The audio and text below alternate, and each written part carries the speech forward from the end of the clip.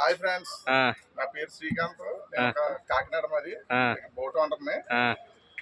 ఇక్కడ బోట్లు 2 టైప్స్ ఉంటాయండి. ఒకటే long line tuna fish boating, ఒకటేమో ట్రాలీ బోటింగ్ అండి, నెట్ బోటింగ్ అన్నమాట. అది వల్లది వేసి రొయ్యలు, చేపలు, సందువలు ఆ టైప్ చిన్న చిన్న చేపలన్నీ పడతాం. ఈ బోట్ వచ్చి లాంగ్ సీ టోనా ఫిషింగ్ బోట్ అండి, లాంగ్ లైన్కి వెళ్తుంది. ఈ బోట్ వచ్చేటప్పటికి బాగా డీప్ సీకి వెళ్తుంది అన్నమాట. ఆ టోనా ఫిషెస్ పడతాయండి, పెద్ద పెద్ద చేపలు అన్నీ మీరు యూట్యూబ్లోని ఇందులో చూసే ఉంటారు. పెద్దవి మన షార్క్లు, టోనా ఫిష్లు, కొమ్ము చేపలు ఉంటాయి పెద్దవి, అవి ఇవన్నీ కూడా ఈ 2 బోట్లోనే పడతాయండి. ఇక్కడ మన వైజాగ్ కానీ ఇది కానీ ఇక్కడ అన్నీ కూడా ఈ 2 టైప్ బోట్లు ఉంటాయన్నమాట. ఇది వచ్చి ఆ బోట్ వచ్చేటప్పటికి మా ఓన్ బోట్ అండి, ఇక్కడే కట్టించాం.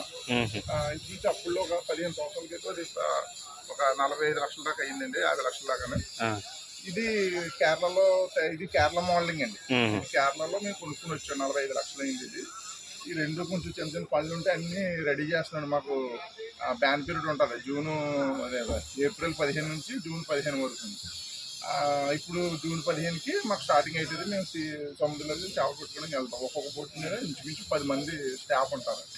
ఆ స్టాఫ్ని తీసుకుని ఒక డ్రైవరు, ఒక సెకండ్ డ్రైవరు, 8 మంది స్టాఫ్ తీసుకుని సీ ఫిషింగ్ వెళ్తారు. ఇది ఇంచుమించు 20 నుంచి 30 రోజులు పడుతుందండి యాప్ నుంచి రావడానికి.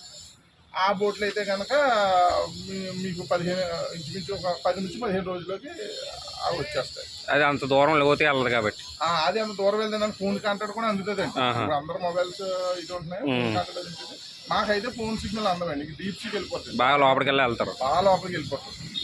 దానివల్ల ఫోన్ కాంటాక్ట్ అంతా మాకు వైర్లెస్ ఎట్లా ఉంటాయండి, మెసేజ్ అయ్యింది అంటే ఒక బోట్ నుంచి ఒక బోట్కి ట్రాన్స్ఫర్ అవుతూ ఉంటుంది అన్నమాట. అంటే ఒకవేళ మాది ఒక ఇంచుమించు ఒక 300 మైళ్ళకి వెళ్ళిపోయింది అనుకోండి, అక్కడ నుంచి ఒక 100-150 మైళ్ళ దాకా దరే పంచుతుంది. అక్కడ ఎవడన్నా బోట్ ఉంటే ఆడు కాంటాక్ట్ చేస్తాడు. ఆడేం చేస్తాడు, మళ్ళీ దరే బోట్ ఏదైనా ఉంటే ఆడికి కాంటాక్ట్ చేస్తాడు. అప్పుడు ఆడు ఫోన్ ఇస్తే మా ఓనర్కి, అంటే మా ఓనర్స్కి ఇలాగా సంథింగ్ ఇన్ఫర్మేషన్, ఆ బోట్ గురించి ఇన్ఫర్మేషన్ మనకి అందుతుంది అన్నమాట. అదేంటి ఇంకా ఇప్పుడు ఈ బోట్లో ఉన్నాయన్నీ మాకు ఎవరైనా చేయనా చూపిస్తారా? ఈ బోట్కి వలలో ఒక 3 టైప్స్ వలలు ఉంటాయండి, చూపిస్తారా ఒకసారి? ఒకటే మనకి గిల్లెట్ అండి,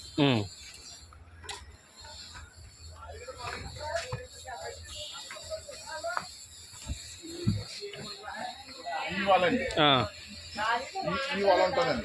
ఇది మన సముద్రంలో వేసుకుంటూ వెళ్ళిపోతుంటాం.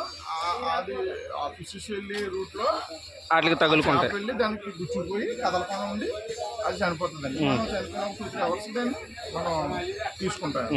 రెండోది వచ్చి లాంగ్ లైన్ అండి.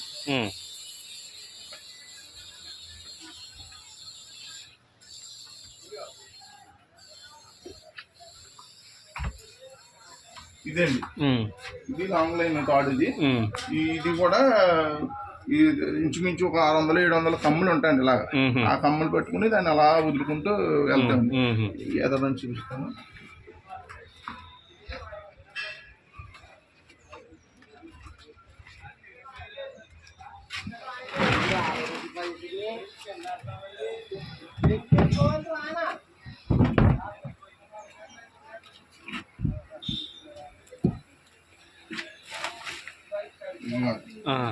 ఇలాగా కమ్ములు ఉంటాయి.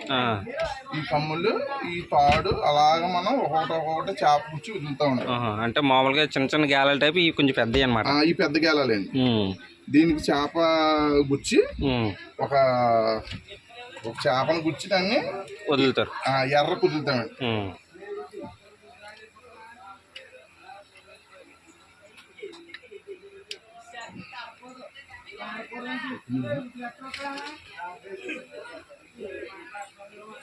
జాగ్రత్త కంగారు పడకండి, గుచ్చుకుంటా చేతికి కట్టండి.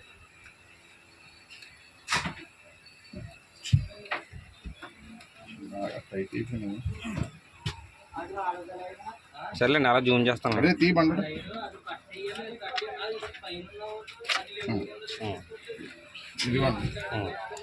ఈ కమ్మండి, దీనికి చిన్న చేపను గుచ్చి ఎర్ర కింద వేస్తాను.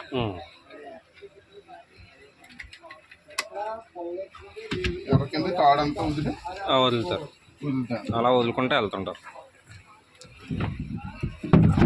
ఇది దానికి బాక్స్ అండి, గాలాలు పెట్టుకోవడానికి బాక్స్. అదే బాక్స్ ఉంది.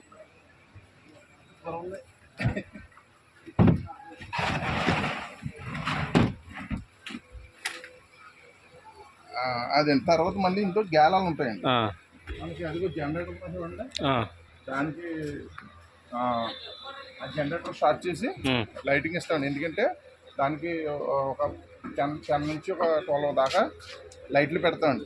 ఇంచుమించు 150 to 200 వాట్స్ లైట్లు పెడతాం. దానికి మనకి ఇందులో 4 బ్యాటరీలు ఉంటాయి, కానీ కెపాసిటీ సరిపోదండి ఎక్కువ. దానివల్ల అది 5 kV నుంచి 10 kV దాకా జనరేటర్లో పెట్టి దానికి చుట్టూ లైటింగ్ పెడతాం. లైటింగ్ పెట్టి ఓన్లీ నైట్ టైమే ఆ లైటింగ్ కట్టి దానికి రేసులు అన్నీ ఉంటాయండి. రేసులు, చిన్న చిన్న బొమ్మ చేపలు, ఈ మళ్ళీ చిన్న చిన్న ఎర్ర చేపలు అవి ఉంటాయండి. ఆ చేపలు గుచ్చి దాన్ని వదులుతాం. వదిలినప్పుడు ఆ లైటింగ్ చూసి ఆ చేపలు పట్టుకోవడం వస్తాయి. వచ్చినప్పుడు దాన్ని క్యాచ్ చేస్తాం. క్యాచ్ చేసినప్పుడు అది దాన్ని ఇంచుమించు మనకు రోజుకి ఒక 20 నుంచి ఒక 50-60 చేపలు ఎక్కువ ఉంటే ఒక 80 చేప పడతాయండి. లేదంటే ఒక 20, 15, 30 అలాగా. అంటే చేపలను బట్టి లైటింగ్ బట్టి లాగుతాయి. అది 2 సంవత్సరాలు బట్టి ఈ జనరేటర్. ఇప్పుడు మీరు చెప్పిన లైటింగ్ అన్నది, ఆ లైటింగ్ ఎంత లైటింగ్ ఉంటే అంత ఎక్కువ చేపలు మనకి వస్తాయేమో అండి. లైటింగ్ ఉంది. అది అయితే ఓన్లీ మన డీప్ సీలోకి షిప్లు వచ్చేయండి. ఆ షిప్ ఏంటంటే ఉసుట్లో లైటింగ్ ఉండి వాడక మేత తౌడు వీడు ఏదైనా షిప్ లోడింగ్ తీసుకెళ్ళేది అయితే దాని చుట్టూ తిరుగుతుంది వెళ్ళి మనం దాని చుట్టూ కాసుకుంటూ వెళ్ళి. అయితే గత 2-3 సంవత్సరాల నుంచి ఏమైందంటే చిన్న చిన్న బోట్లు మన వాళ్ళు ఏంటంటే ఒక ప్రయోజనం చేసామన్నమాట. చేతిలోపటికి అప్పుడు ఇది లైటింగ్ పెడితేలోపటికి ఆ చేప లైటింగ్ కూడా అంటే మన బోట్ల దగ్గర కూడా వస్తుంది. అంటే దగ్గర కాదు, మన దగ్గర కూడా వస్తుంది.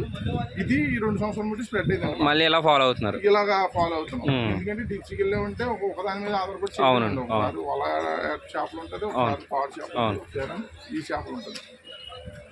ఈ టోనా ఫిష్ గురించి చెప్పాలంటే అండి, టోనా ఫిష్ లైఫ్ లో ఎప్పుడు కూడా ఆగదండి. అయితే చనిపోతుంది. దానికి లోపల బ్రీతింగ్ మొక్కలు ఉంటాయి. అవి ఎప్పుడు రన్నింగ్ లోనే ఉండాలండి. అది పడుకునేటప్పుడు కూడా రన్నింగ్ లోనే పడుకుంటది. చేప జీవితాంతం ప్రయాణిస్తూనే ఉంటది. అంటే ఇప్పుడు మనిషి మెలుకు పగలు ఏదో అలా ఆ టైప్ లో ఒక మనిషి అదే నిద్రపోతా కూడా చూస్తా నిద్రపోతా అంటారు కదా, అలాగా ఎక్కువ టెన్షన్ ఉంటే చూడండి మెలుకు ఎలా పడుకుని ఉంటాం, అలాగా చేప కూడా ఇంకా 24 గంటలు అలా రన్నింగ్ లో అలా పడుకునే వెళ్తదండి. అంతే తప్ప అది ఒక్క నిమిషం కానీ ఆగిందంటే స్టాండర్డ్ గా చనిపోతుంది. దానికి ఎందుకంటే దాని హార్ట్ లంగ్స్ సిస్టమ్ అలా ఇచ్చాడండి. జీవితకాలం ప్రయాణించి చేప అండి. అది మీరు యూట్యూబ్ లో కూడా సెర్చ్ చేసి చూడండి, అది మీకు ఎక్స్ప్లెయిన్ కూడా దొరుకుతుంది. ఈ టూనా ఫిష్ కి జపాన్ లో టాప్ డిమాండ్ అండి. దీనిలో ఎల్లో పిన్ అని ఒకటి ఉంటుంది. ఎల్లో పిన్ ఉంటుంది, బ్లూ పిన్ ఉంటుంది. ఆ బ్లూ పిన్ ఇంచుమించు 250 కేజీలు చేప ఉంటే ఆడు కోటేశ్వరుడు. జపాన్ లో మనకి 190 కేజీలు చేప హైయెస్ట్ అండి. ఎంత 9 కోట్లు వచ్చిందండి. అంటే బరువు 190 కేజీలండి. 90 కేజీలు. అబ్బా. ఎందుకని ఒక బ్లూ పిన్ ఒకటే ఉంటదండి. 100 నుంచి దాని పిల్లలే ఇంచుమించు 80-90 కేజీ 100 కేజీల దాకా ఉంటుంది. ఎల్లో పిన్ అంత ఉండదండి. మినిమం 80-70 కేజీల వరకు పెరుగుతుంది.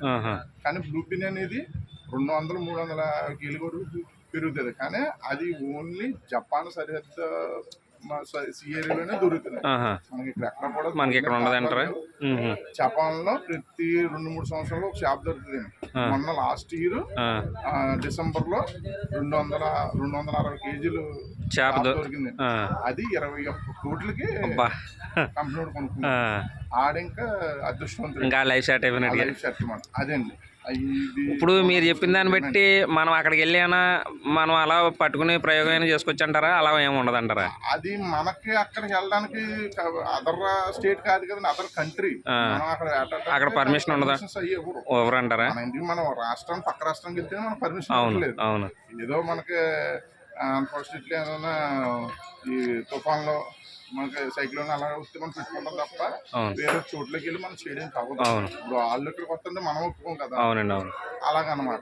కాకపోతే మనకి ఏదన్నా ఫ్యూచర్ లో అలాంటి చేప ఏమైనా పడితే మన ఇక్కడ నుంచి అక్కడ ఎక్స్పోర్ట్ చేసుకోవడానికి అవకాశం ఉంటుంది. మనం డైరెక్ట్ వెళ్ళి పట్టుకోవడానికి ఉండదు. ఏ సరిహద్దు ప్రాంతాలు వాళ్ళు చేసుకోవాలి. కానీ టోనా ఫిష్ అంటే ఇండియా వైడ్ ఎక్కడన్నా చేసుకోవచ్చు. ఎక్కడన్నా పెట్టుకోవచ్చు. దాని మాత్రం ఆల్ ఓవర్ ఇండియాలో పర్మిషన్ ఉంది. కాకపోతే మన సరిహద్దు ప్రాంతాలు మన ప్రాంతాల్లో మట్టుకే ఇప్పుడు మన వల్లే ఇంచుమించు వైజాగ్ వాళ్ళే మనం రానవట్లేదు. ఎందుకు అంటే వైజాగ్ లో ఒకప్పుడు వైజాగ్ మన కాకినాడ, సికింద్రాబాద్, హైదరాబాద్ లో ట్విన్ సిటీస్ లో ఉండేయండి. అవును. బిజినెస్ మన వాళ్ళు అక్కడికి వెళ్ళే వాళ్ళు, అమ్ముకునే వాళ్ళు, అక్కడ చేసుకునే వాళ్ళు, వాళ్ళు ఇక్కడికి వచ్చి కొద్ది కాలంగా ఏం జరిగిందంటే స్పీడ్ బోట్ అనేది హార్స్ పవర్ 250 నుంచి 450 వరకు ఇంజిన్స్ కెపాసిటీ ఇంజిన్స్ వచ్చేసింది. వాళ్ళు ఇవి వేసుకోమని చెప్పేసి బహిష్కరించేసారండి మమ్మల్ని. అందువల్ల మేము అక్కడికి రానట్లేదు. ఆల్రెడీ 2-3 బోట్లు అయితే గొడవ పెట్టేసి రాసి పార్క్ వచ్చేసాం. దానివల్ల వెళ్ళట్లేదు. అయితే వాళ్ళు గత 4-5 సంవత్సరాలు బట్టి ఆ ఇంజిన్ వాడట్లేదు, చిన్న ఇంజిన్ వేసుకుంటున్నారు. ఆ ఇంజిన్ కెపాసిటీ ఏంటంటే ఇప్పుడు నార్మల్ చిన్న ఇంజిన్ అనుకోండి ఒక 3 hours 4 hours పడుతుంది ఒక నెట్ వేసి దాన్ని లాగడానికి. అదే పెద్ద బోట్ అనుకోండి, హార్స్ పవర్ ఇంజిన్ అనుకోండి, దానికి ఒక గంటలో లాగేసుకోవచ్చు. రెండోది ఆ స్పీడ్ కి ఆ నేల మట్టం కూడా చదునైపోతుంది. దానివల్ల భవిష్యత్తు కార్యక్రమం కూడా ఉండదు. కానీ అది ఎవరో పట్టించుకోవట్లేదు, ఎవరు అన్న టైప్ లో ఉంది. అయితే ఇప్పుడు మనం వైద్యులతో చర్చలు జరుగుతున్నాయి. ఒకవేళ ఏమన్నా మనకి ఏమన్నా కొంచెం అండర్స్టాండింగ్ కుదిరితే మన వాళ్ళు అక్కడ పెట్టుకోవడం, అక్కడ వాళ్ళు మనం పెట్టుకోవడం. దానివల్ల అక్కడ వాళ్ళు అభివృద్ధి చెందారు, ఇక్కడ వాళ్ళు కూడా అభివృద్ధి చెందొచ్చండి. కంపెనీస్ కూడా అక్కడికి ఇక్కడ రావడానికి చూస్తాయి. అవునండి, డెవలప్ అనేది జరుగుతుంది. తర్వాత మాకు లాంగ్ టర్మ్ ఫిషింగ్ బోట్లు మాత్రం చాలా బెనిఫిట్ బాగుంటుంది. ఎందుకంటే మాకు ఎక్కువ వైజాగ్ సైడ్ నుంచే ఏటలు ఎక్కువ ఉంటాయి. అవునండి. ఇప్పుడు వైజాగ్ నుంచి ఇక్కడ రావడానికి మాకు ఒక రోజు పడుతుంది. సముద్రం మీద 24 hours పడుతుంది. ఇంచుమించు 200 నుంచి 250 లీటర్లు ఆయిల్ కావాలి. మాకు అది సేవ్ అవుతాం. 25,000-30,000 సేవ్ అవుతాం. అక్కడ ఆయిల్ కొడుతుంది, అక్కడ యాడ్ చేసిన అలా చేసి తిరగడానికి బాగుంటుంది. అదే ఇంకా ఓకే. మరి బోట్లో అప్పుడు ఏమైనా ఎవరైనా చెప్పగలరా? ఇది ఎర్రలపాన్ అంటారండి దీన్ని. అంటే మనకి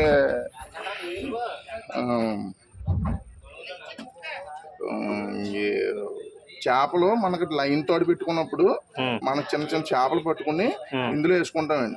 ఇందులో వేసుకుంటే ఆ కింద కనబడుతున్న చూడండి డమ్మీలు, ఆ బ్లూ కలర్ ఆ డమ్మీలు తీస్తే వాటర్ వచ్చేస్తుంది కింద, సీ వాటర్ వచ్చేస్తుంది. సీ వాటర్ వచ్చిందంటే ఇది బోటు మునిపోయింది అది అనుకుంటాం. అది కాదండి, అది ఎంత లెవెల్ ఉందో అంతవరకు వస్తుంది. మనం ఎంతవరకు కన్నాలు పెట్టుకుంటే మన బోట్ ఎంతవరకు నీటిలో మునిగిందో ఆ సైజ్ వరకు మనం ఎంతవరకు కన్నాలు పెట్టుకున్నా అంతవరకు వస్తుంది. అప్పుడు ఏం చేస్తాం, మనం పట్టుకుని చేపలు అందులో పెడితే అందులో బతుకుతాయండి. ఎందుకంటే టోనా ఫిష్ క్యాచ్ చేయాలంటే మనం బతుకున్న ఎర్రన పెడితేనే అది క్యాచ్ అవుతుంది, లేకపోతే అవదండి. దానివల్ల ఇది కట్టిస్తున్నామండి. ఈ 2 ఉంటాయండి, అటు ఒకటి ఇటు ఒకటి, అటో బాక్స్ కింద తయారు చేస్తున్నాం. ఎర్రలకోన అంటారండి ఇది. ఎర్రలకోన. ఓకే. ఇది ఇక్కడ ఆయిల్ కిందకి వెళ్దాం ఒకసారి చూద్దాం. ఇంజిన్ రూమ్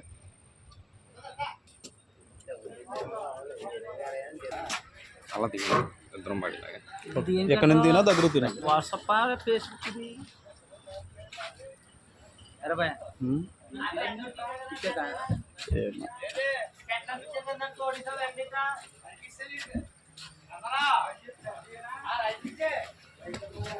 ఇది పిచ్చుకోళ్ళు అంటారండి.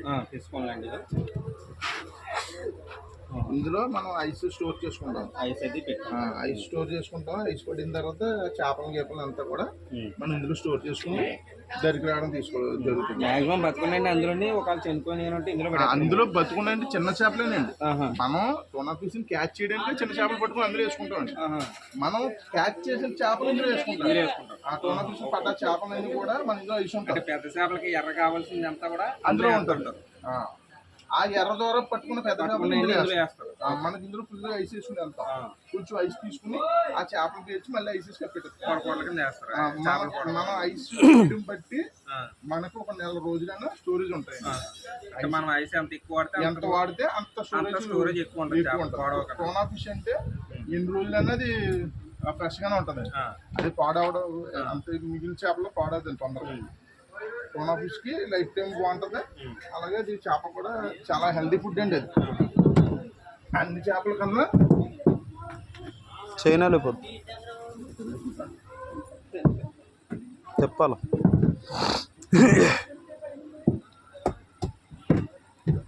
ఇది మూతలో యూడిపోతుంది చేయించుకుంటారు.